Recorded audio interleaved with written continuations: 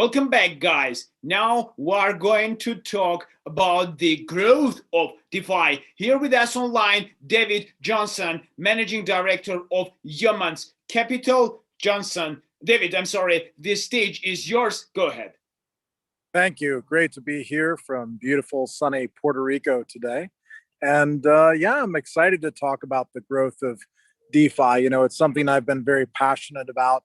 I started investing in DeFi companies back in 2018. And, basically all the foundations came together in 2018 and 2019.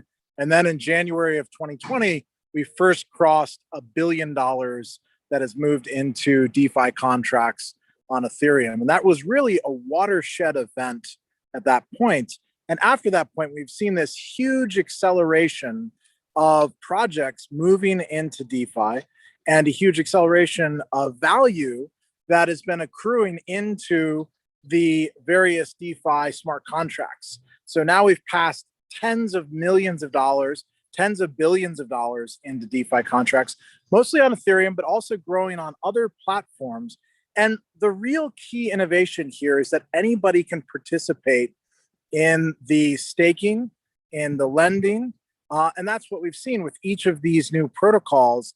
They're breaking into what used to be centralized finance applications and instead making them available to everyone, right? So talk about some specific examples. You have Ava, you have Compound and others that are providing loans, and they're giving that interest back to the people that are providing that capital. And, that really sort of opens things up. There doesn't need to be a centralized entity. And so now we've seen billions and billions of dollars flow into these contracts, but we're also seeing areas of DeFi that include exchanges. Many people may be familiar with Uniswap, and they're now the largest decentralized exchange in the world and have achieved one of the top 10 cryptocurrency positions because of their growth. And the ease where anybody can list a new token on Uniswap is an amazing improvement compared to the old days where you had to do an exchange listing and go through a long process. So I think we're still at the early stages of the growth of DeFi, and I look to see a lot more value flowing into DeFi during 2021. So I think it's probably the most exciting area of the entire industry right now, based on the growth that we're seeing, is it's really concentrated on this area of decentralized finance.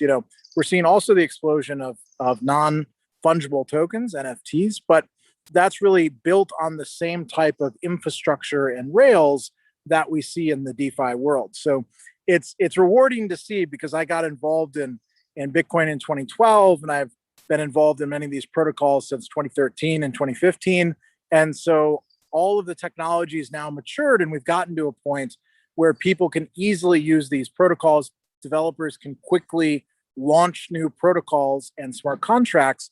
And I think that's going to really lead to the mass adoption of DLT and blockchain generally, because it gives people a practical benefit, right? In a world where the interest rate on the bank account now is very low, people are excited now about 7 or 10% annual yield on these different DeFi contracts. So if you haven't explored DeFi yet, I really encourage you, open a wallet, try Uniswap, do some lending, really learn about it, because this is going to displace traditional finance segment by segment. Step by step, all of the old infrastructure is going to be replaced, just like we saw in the early days of the internet, where it replaced traditional newspapers and traditional media.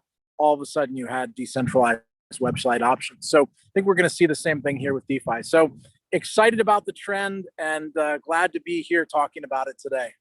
Thanks, everybody.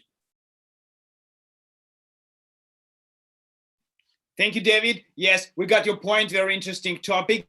Guys, we are going back. We're coming back to you very soon. Hold on. Please stay tuned with us. We'll be back within a couple of minutes.